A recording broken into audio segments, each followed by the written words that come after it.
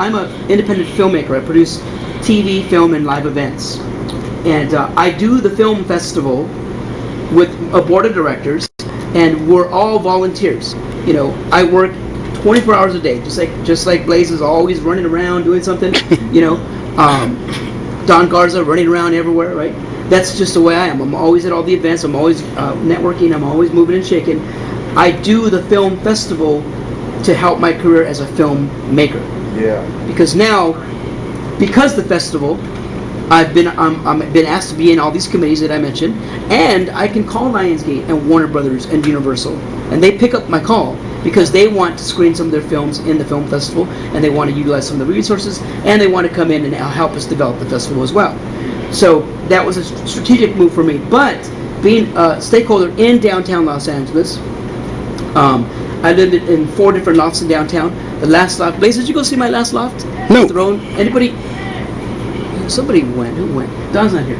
The last loft that I had at the Rowan building. You guys know the Rowan, right? Yeah. You know how they have the gallery downstairs, that alleyway downstairs. Yeah. Okay, they gave me 2 lofts, free downstairs. Wow. Okay.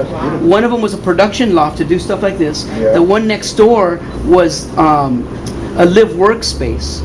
If you guys go to my Facebook, there's a link for my photos where you see the loft. I got a furniture sponsor to give me free furniture. So I had like about $50,000 worth of furniture. Then I had, of course, a booze sponsor and a food sponsor and a clothing sponsor. So basically, I lived for free for 9 months in the Rowan Loft because the amount of publicity that we get for the festival and the amount of people that we bring in, the building developers see the value in bringing the kind of clientele that we bring into the festival and stuff. So they're like, Henry, stay here, live here, work here, and the movement that you bring is good for us. For example, we had a party one day. The next day, one of my friends came back, wrote a $10,000 check to reserve a unit. You know, because every filmmaker has investors.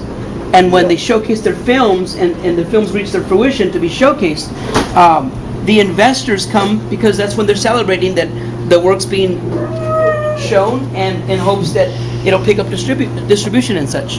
So with all that in mind, I hope you guys can see like the way I think about not just being an artist, but also using art in business, and then business, not just for me, but business in respect to the community overall, right? So the reason why I'm here right now is because I've been developing a concept for a TV show, and the TV show it's going to be a legitimate TV show. It's not going to be something that's going to be on YouTube. It's not going to be something that's going to be like on some cable channel that nobody's going to see. I'm here to develop a show that will be produced by one of the producers from America's Next Top Model, one of the directors from America's Next Top Model. We're talking mainstream. We're no joke, the real deal. You know, a little bit backstory about me and film. I've had films at the major film festivals myself.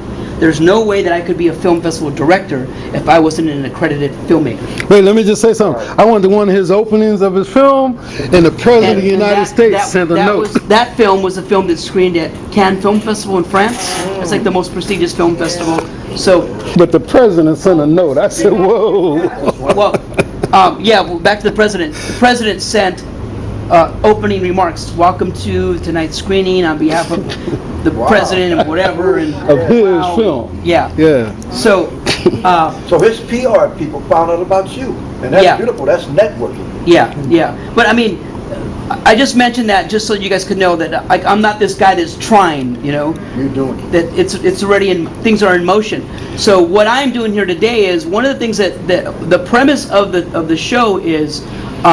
It's not specifically about Skid Row films, but it is about Skid Row, and I think you'll understand the concept of the show if I give you the title. The working title right now is called Hope on the Road. Look at my face. Okay. There's a glow on my face. Yes. That's magic hour. Okay. Look at the building. There's a golden glow on the building. Yes. As photographers, this is lesson number 1. The best time to shoot movies and to shoot pictures is magic hour. Because right now I can take a poem and whisper it to someone, but because the lighting time makes it meaningful and passionate. Right? This This is where you get a kid driving into the sunset on his little bike, someone holding hands, right? Or someone just like contemplating life. Because nature itself gives you this 1 hour of time where the light's got to come through the haze of the atmosphere, so it filters it and softens it a little bit, and it makes the golden. Here in your gold. So they call it golden hour or magic hour. So now you know. Magic hour.